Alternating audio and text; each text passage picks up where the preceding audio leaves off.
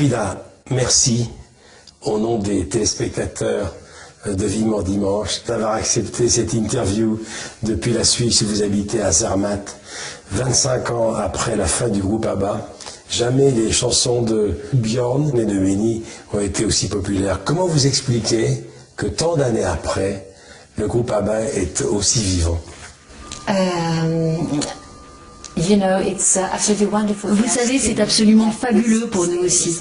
Que le succès dure, c'est vraiment incontestable. Premièrement, je pense que cela vient de notre musique de façon évidente. J'ai compris après pas mal d'années que c'était des musiques très efficaces que nous enregistrions et produisions à l'époque. Ça, c'est la première raison. Et deuxièmement, je crois que c'est aussi grâce à tous les autres artistes qui ont interprété nos chansons après nous. Et ça les a propulsés de nouveau dans les hit parades après tant d'années. Et puis, l'aventure de la comédie musicale Mamma Mia. Parlez-moi de Mamma Mia. Qu'avez-vous pensé de ce spectacle qui a un succès fou dans le monde entier, dans une quinzaine de pays depuis déjà près de 10 ans? Vous savez, je ne suis pas du tout impliquée personnellement dans Mamma Mia, dans l'aspect créatif. J'ai simplement investi dans la production. Comment vous avez trouvé le spectacle la première fois que vous l'avez vu? C'était absolument bouleversant. J'étais très inquiète parce que je ne savais pas du tout à quoi m'attendre. D'entendre tout à coup nos chansons présentées dans une mise en scène.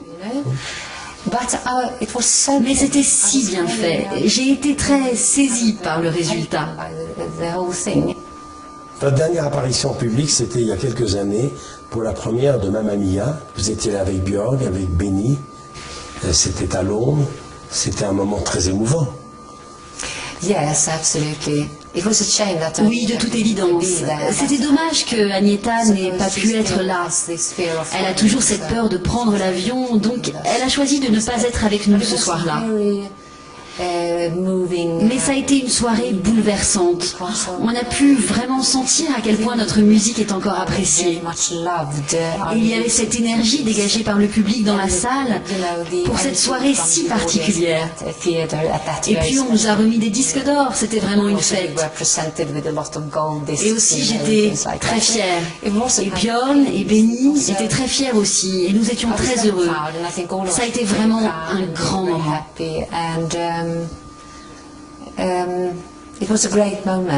Alors, la rencontre avec les autres, comment est né le groupe ABBA? Je crois que Björn et Benny avaient chacun de leur côté un groupe qui avait déjà du succès en Suède.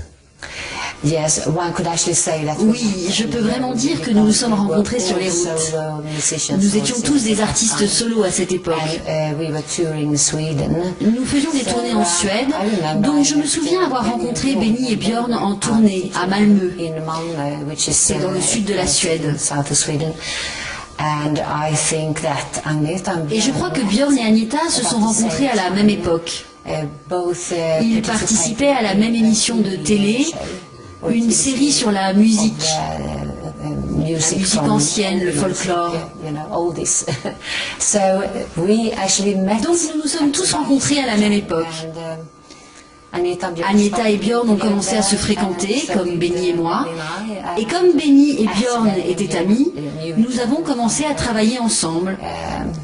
Et à partir de là, tout a commencé.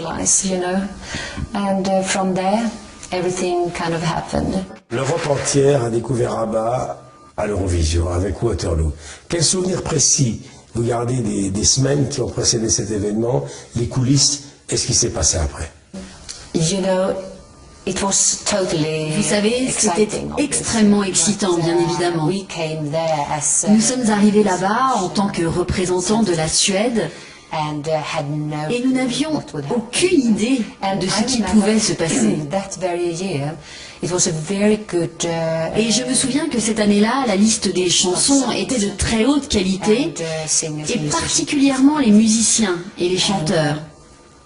La compétition était évidemment très serrée. Nous étions très excités et nous avons donné tout ce que nous pouvions. Et puis aussi, nous étions déjà habillés dans ces costumes si extravagants. Toutes nos vies ont changé en quelques heures.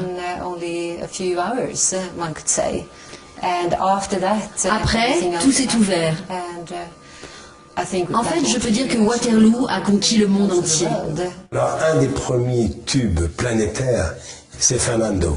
Vous l'avez senti tout de suite, cette chanson? Parce que vous avez dit que dès que vous avez entendu Fernando, vous avez aimé cette chanson que vous avez d'abord chantée en suédois. Exactement. Benny et Björn l'ont écrite pour mon album solo suédois, qui était aussi une compilation des succès de ABBA. Je voulais sortir un disque qui soit le mien, et ils ont écrit Fernando pour cet album, qui a été un gros succès en Suède et ailleurs, et qui est resté dans les hits très longtemps. À l'époque, nous étions en train de produire également un album pour ABBA. Nous avons simplement décidé de traduire la chanson en anglais. Fernando est une de vos chansons préférées? Oui, parmi d'autres. Vous savez, nous avons enregistré tant de jolies chansons. Mais c'est vrai que Fernando n'est pas une chanson comme les autres pour moi. En fait, parce qu'elle a commencé sa carrière en suédois, oui. Revenons à la façon dont le groupe travaillait.